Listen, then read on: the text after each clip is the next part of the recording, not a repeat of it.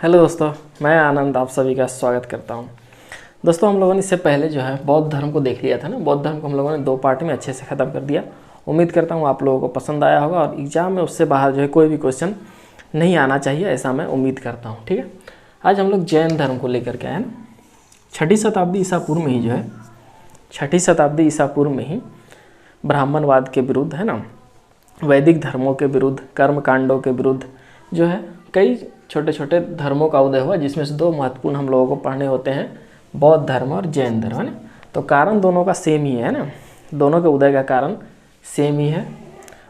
तो आज हम लोग को पढ़ना है जैन धर्म, है ना। और इन दोनों का उदय कब हुआ? यही 6वीं शताब्दी ईसा पूर्व में दोनों का उदय हुआ है। ठीक है, चलिए हम लोग अब शुरू करते हैं जैन धर्म को।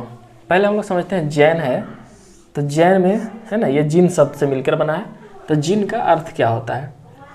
जिन का अर्थ होता है विजेता, है ना। जिन का अर्थ क्या होता है?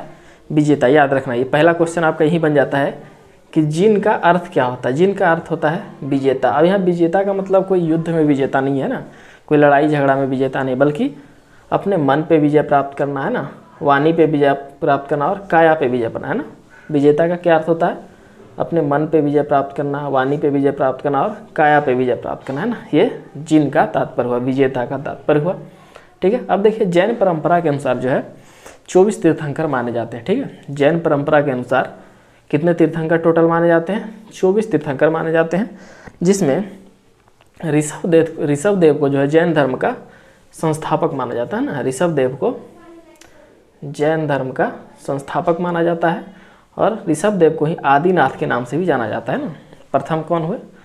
प्रथम तीर्थंकर जो हुए वह ऋषभदेव कहलाते हैं और इनको आदिनाथ के नाम से भी जाना जाता है ना। क्या कहा जाता है? आदिनाथ के नाम से भी जाना जाता है। ठीक है, और यहाँ पे एक बात और याद रखना है कि प्रथम, है ना, प्रथम तीर्थंकर और 22वें तीर्थंकर, जो प्रथम तीर्थंकर कौन हो गए? ऋषभदेव, और 22वें तीर्थंकर अरिष्टनेमी का उल्लेख जो कहाँ मिलता है? ऋग्वेद में मिलता है ना। कहाँ मिलता है?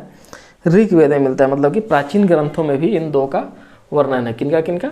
ऋषभदेव का, और ऋषभदेव को ही आदिनाथ कहा जाता है, और 22वें तीर्थंकर अरिष्टनेमी का। याद रखना है, प्रथम तीर्थंकर ऋषभदेव और 22वें अरिष्टनेमी का उल्लेख ऋग्वेद में दोनों का मिलता है। ठीक है, अब देखिए 22 तक तो हम लोगों ने देख लिया, उसके बीच में भी कई हैं, उन लोगों को ज़्यादा पढ़ना नहीं है। अब हम लोग देखते हैं 23वें तीर्थंकर। 23वें तीर्थंकर जो है पार्श्वनाथ, है ना। इनके 23वें तीर्थंकर कौन है? पार्श्वनाथ है। इनके अनुयायी जो कहलाते हैं वो क्या कहलाते हैं? निग्रंथ कहलाते हैं। इसे याद रखना है। ठीक है, 23वें तीर्थंकर कौन है? पार्श्वनाथ, है ना। पार्श्वनाथ, और इनके अनुयायी को क्या कहा जाता है? निग्रंथ कहा जाता है ना। क्या कहा जाता है? निग्रंथ कहा जाता है। पार्श्वनाथ ने 4 महाव्रत दिए थे ना। 4 महाव्रत किसने दिए? पार्श्वनाथ ने। देखिए कौन कौन है? सत्य, मतलब कि सदा सत्य बोलना चाहिए। अहिंसा, मतलब कि हिंसा नहीं करना चाहिए, है ना। अस्तेय, मतलब कि चोरी नहीं करना चाहिए। अपरिग्रह, मतलब कि धन संपत्ति का संचय नहीं करना चाहिए ना। ये जैन धर्म के 4 महाव्रत हैं। और किसने दिया है? ये दिया है पार्श्वनाथ ने। पार्श्वनाथ 23वें तीर्थंकर, है ना। क्या क्या दिया है? सत्य, मतलब कि सदा सत्य बोलना चाहिए। अहिंसा, मतलब कि हिंसा नहीं करना चाहिए, न जीव पे न मानव पे। अस्तेय, मतलब कि चोरी नहीं करना चाहिए। अपरिग्रह, मतलब कि ग्रहण नहीं करना चाहिए, मतलब कि धन संपत्ति का ग्रहण नहीं करना चाहिए। ठीक है, अब देखिए, अब पार्श्वनाथ की जो मृत्यु देखिए कहाँ पे हो गई। पार्श्वनाथ की मृत्यु जो है सम्मेद पर्वत पे हुई है ना। कहाँ पे? मृत्यु को कहा जाता है निर्वाण, है ना। बौद्ध धर्म में हम लोगों ने पढ़ा था। तो पार्श्वनाथ को जो है निर्वाण की प्राप्ति को ही सम्मेद शिखर, है ना। सम्मेद शिखर कहाँ है? झारखंड में। झारखंड में एक जिला है गिरिडीह। क्या? गिरिडीह जिला है। तो इसी वहीं पे है सम्मेद पर्वत, और उसी पर्वत पर जो पार्श्वनाथ को निर्वाण की प्राप्ति हुई थी। याद रखना, इसे ये पूछा जाता है ना। कौन से पर्वत पे? सम्मेद शिखर, झारखंड, गिरिडीह में। अब हम लोग आते हैं सबसे महत्वपूर्ण जो पढ़ना है उस पर, है ना। 24वें तीर्थंकर को हम लोग को पढ़ना है। मेन सारा चीज़ उन्हीं पे है। ठीक है, अब देखिए 24वें तीर्थंकर कौन कहलाते हैं? महावीर स्वामी, है ना। अगर जैन धर्म का संस्थापक माना बोला जाए तो कौन होंगे? ऋषभदेव, है ना। कौन होंगे? जैन धर्म का अगर संस्थापक बोला जाए कौन है तो ऋषभदेव, है ना। अगर कहा जाए जैन धर्म का वास्तविक संस्थापक किसे माना जाता है तो महावीर स्वामी, है ना। कौन? महावीर। के में 24वें तीर्थंकर, है ना। महावीर स्वामी 24वें तीर्थंकर। अब इनकी जीवनी थोड़ा देख लेते हैं, कहाँ कहाँ जन्म, मृत्यु, ये सब चीज़ें हुई। ठीक है, देखिए इनका जन्म होता है 540 ईसा पूर्व वैशाली में, वैशाली कहाँ है, बिहार में है ना, 540 ईसा पूर्व वैशाली में महावीर की जन्म हो जाती है। महावीर के पिता का नाम क्या रहता है, सिद्धार्थ। देखिए यहाँ पे कन्फ्यूजन क्या होता है, महावीर के पिता का नाम सिद्धार्थ है जबकि बुद्ध के बचपन का नाम भी सिद्धार्थ है ना, ये दोनों में कन्फ्यूजन होता है। महावीर के पिता का नाम सिद्धार्थ है जबकि गौतम बुद्ध के बचपन का नाम भी सिद्धार्थ है ना, याद रखना है। और पिता जो थे इसके जात्रिक कुल के थे, किस कुल के थे, ये सब पूछा जाता है एग्जाम में, किस कुल के थे उसके पिता, जात्रिक कुल के थे। और इनकी माता जो थी वो त्रिशला थी है ना, महावीर की माता का नाम क्या था, त्रिशला, और ये लिच्छवी गणराज की थी है ना, लिच्छवी गणराज की थी। अब हम लोग को देखना है कि महावीर की पत्नी का नाम क्या था, यशोदा है ना। अब देखिए कन्फ्यूजन यहाँ पे होता है, महावीर की पत्नी का नाम यशोदा और गौतम बुद्ध की पत्नी का नाम यशोधरा है ना, दोनों में कन्फ्यूजन। एक कन्फ्यूजन तो आपको यहाँ पे है, उसके पिता में है ना सिद्धार्थ, और एक कन्फ्यूजन यहाँ पे उत्पन्न होता है, कौन यशोदा कौन यशोधरा है ना। चलिए देखिए, इसमें आप लोगों को याद करने के लिए ऐसे कह सकते हैं, जिसका नाम छोटा है उसकी पत्नी का नाम बड़ा है ना, जैसे बुद्ध है ना, तो बुद्ध की पत्नी का, बुद्ध छोटा नाम हुआ तो उनकी पत्नी का नाम यशोधरा मतलब कि बड़ा, ठीक है। और यहाँ पे है महावीर, तो महावीर की पत्नी का नाम बड़ा है ना, यशोदा है ना, यशोदा, ठीक है। चलिए अब देखिए इनकी पुत्री का नाम क्या था, महावीर की पुत्री का नाम था प्रियदर्शना। क्या, महावीर की पुत्री का नाम था प्रियदर्शना, और प्रियदर्शना या इसे अनुज्जा के नाम से भी जाना जाता है। क्या, पुत्री का नाम था प्रियदर्शना और इसे अनुज्जा के नाम से भी जाना जाता है, ठीक है, ये पूछा जाता है एग्जाम में। और इनका दामाद जो था वो था जमाली है ना, जमाली कौन था इसका दामाद, प्रियदर्शना का पति जमाली। और यही जो है ये महात्मा बुद्ध का प्रथम, महावीर का प्रथम शिष्य ये बनता है कौन, जमाली है ना। प्रथम शिष्य कौन बनेंगे, इन्हीं का दामाद जमाली जो इनका प्रथम शिष्य बनेगा। चलिए ये इतनी बातें हो गई।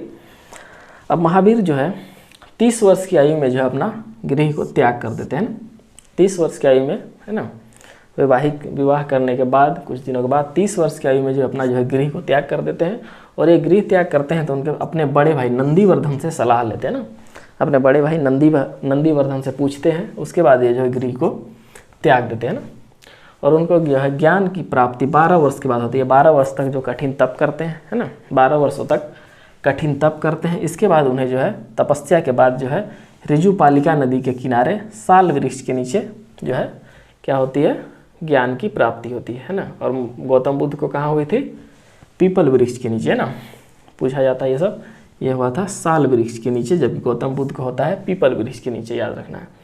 चलिए अब देखते हैं इनकी मृत्यु कहाँ हुई। इनकी मृत्यु जो 468 ईसा पूर्व में पावापुरी में हो गई ना, कहाँ पे हुई, मन का निर्माण मृत्यु जो हुई है 468 ईसा पूर्व पावापुरी में हो गई है ना, पावापुरी भी बिहार में ही है, ठीक है। चलिए अब हम लोग देखते हैं महावीर ने महाव्रत क्या किए, ठीक है। आप लोग इससे पहले हम लोगों ने पढ़ा 4 महाव्रत किसने दिए थे, पार्श्वनाथ ने है ना, यहाँ पे पार्श्वनाथ ने 4 महाव्रत दिए थे ना, कौन कौन, सत्य अहिंसा अस्थय अपरिग्रह। ये 4 के अलावा एक और इसमें जोड़ देंगे है ना, कौन, महावीर एक और जोड़ देंगे, और वो क्या जोड़ेंगे, ब्रह्मचर्य है ना, क्या जोड़ेंगे, ब्रह्मचर्य। इस तरह जो है महावीर के समय 5 महाव्रत हो जाएंगे है ना, कौन कौन 5 हो जाएंगे, 4 तो पहले से थे ही, सत्य अहिंसा अस्थय अपरिग्रह, और एक हो जाएगा ब्रह्मचर्य है ना।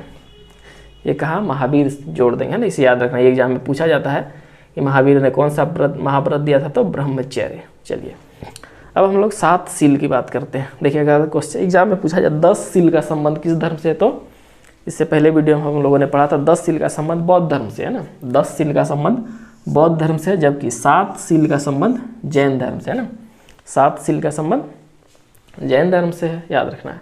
अब देखिए इनके त्रिरत्न कौन कौन से हैं, बौद्धों के त्रिरत्न हम लोगों ने क्या क्या पढ़ा था, बौद्ध धम्म संघ पढ़ा था। अब इसके महावीर के बौद्ध जैन धर्म के त्रिरत्न कौन कौन है, सम्यक दर्शन, सम्यक ज्ञान और सम्यक आचरण है ना, क्या क्या है इसके त्रिरत्न, सम्यक दर्शन, सम्यक आचरण और सम्यक ज्ञान है ना, ये हो गए आपके जैन धर्म के त्रिरत्न।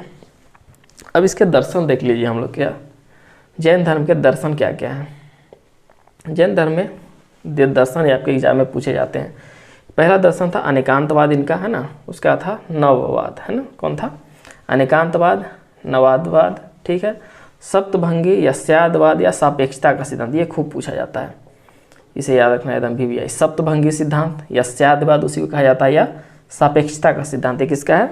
जैन धर्म का दर्शन है ना। एग्जाम में पूछा जाता है कि सप्तभंगी सिद्धांत, यस्यादवाद सिद्धांत या सापेक्षता का सिद्धांत का संबंध किससे है? तो जैन धर्म से है ना। चलिए अब देखिए, महावीर को जो कुछ उपनाम दिए गए हैं ना, उनको कुछ कुछ उपमा नाम दी गई है, उसे हम लोग देखते हैं। देखिए महावीर को जो है केवलीन कहा जाता है ना। जब उनको ज्ञान की प्राप्ति होती है तो उसे कहा जाता है कैवल्य, है ना। ज्ञान की प्राप्ति को क्या कहा जाता है? कैवल्य। और ज्ञान की प्राप्ति के बाद ही महावीर को क्या कहा जाने लगा? केवलीन, है ना। जिन्हें ज्ञान की प्राप्ति हुई उन्हें कहा गया केवलीन। और केवलीन का अर्थ क्या होता है? सर्वोच्च ज्ञान। क्या होता है? सर्वोच्च ज्ञान।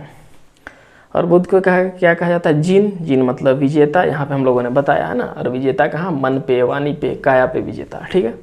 चलो उसके बाद कहा जाता है अर्ह। अर्ह का मतलब होता है योग्य, है ना। क्या कहा जाता है? अर्ह। अर्ह का मतलब योग्य। उसके बाद महावीर को कहा जाता है निग्रंथ, है ना।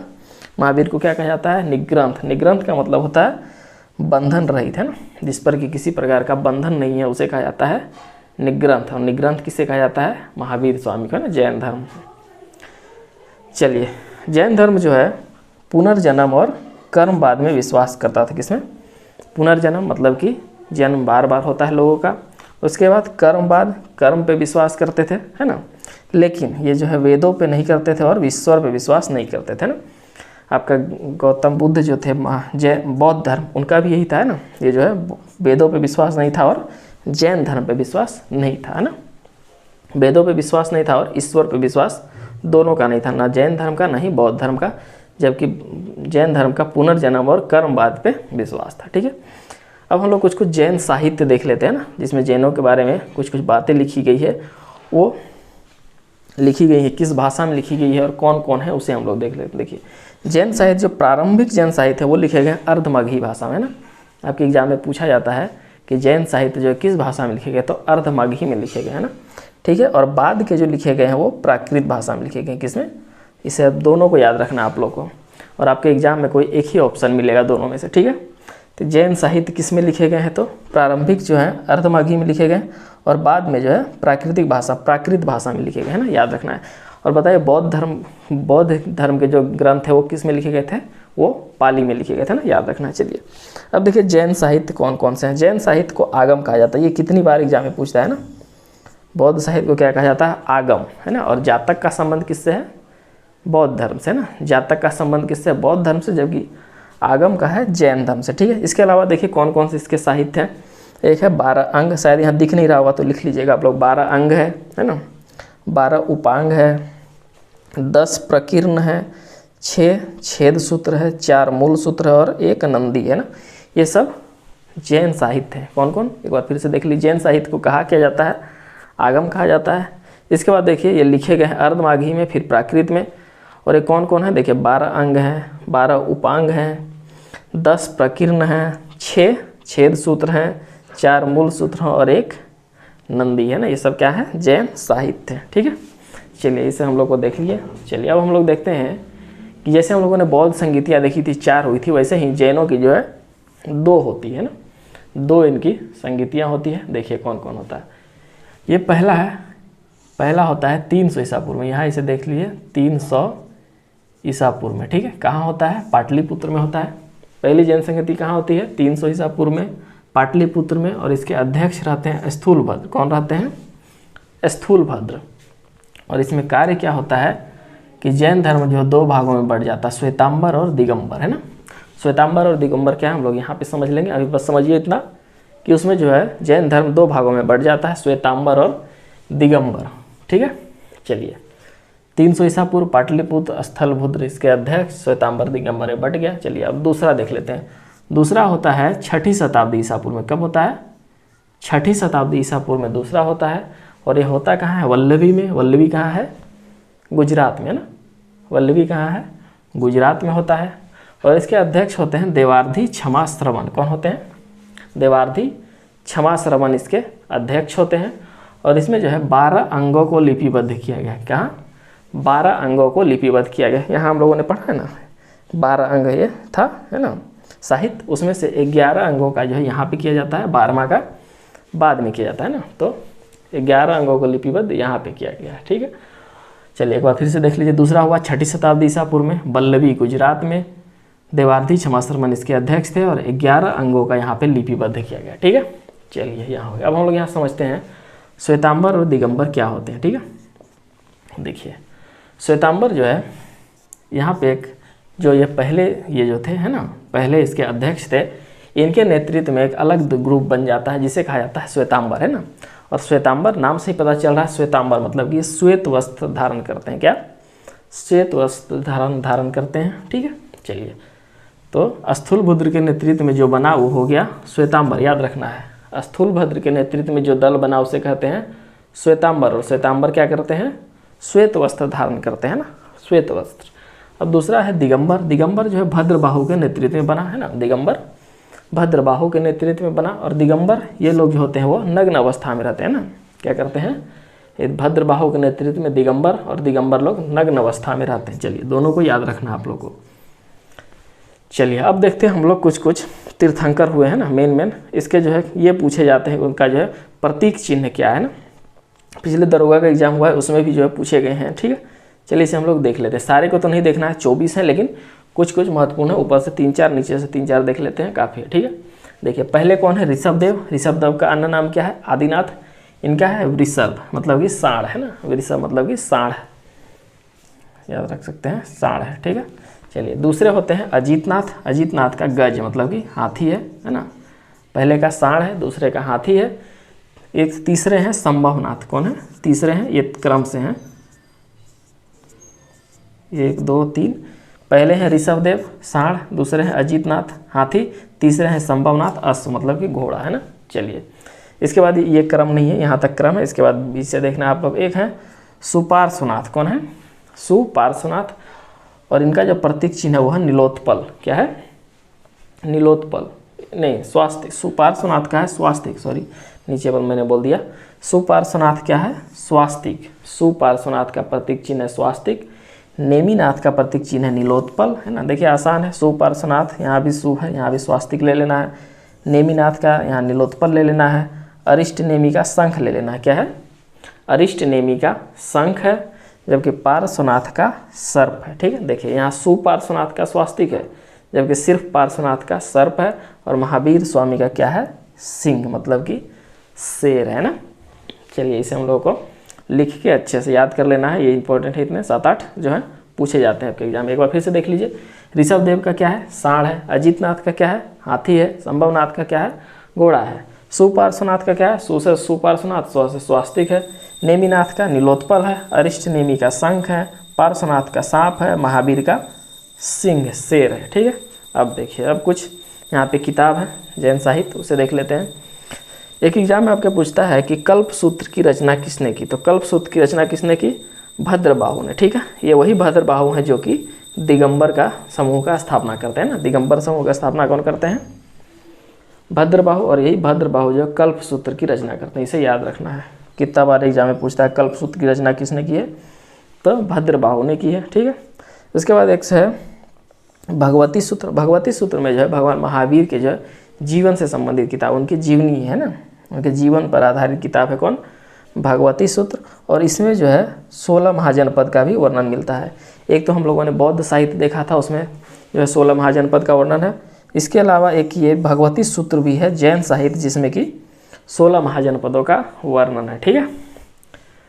तो ये हो गया दोस्तों हमारा जैन धर्म, है ना। बौद्ध धर्म हम लोगों ने इससे पहले 2 पार्ट में ख़त्म किया, लंबा था। जैन धर्म को हम लोगों ने 1 पार्ट में सिमटने का कोशिश किया है। उम्मीद करता हूँ इससे बाहर कुछ नहीं जाएगा, ठीक है। चलिए दोस्तों, आपको अगर अच्छा लगता है तो लाइक कीजिएगा, कमेंट कीजिएगा, है ना। और अगले वीडियो में मिलते हैं किसी अन्य टॉपिक के साथ। धन्यवाद।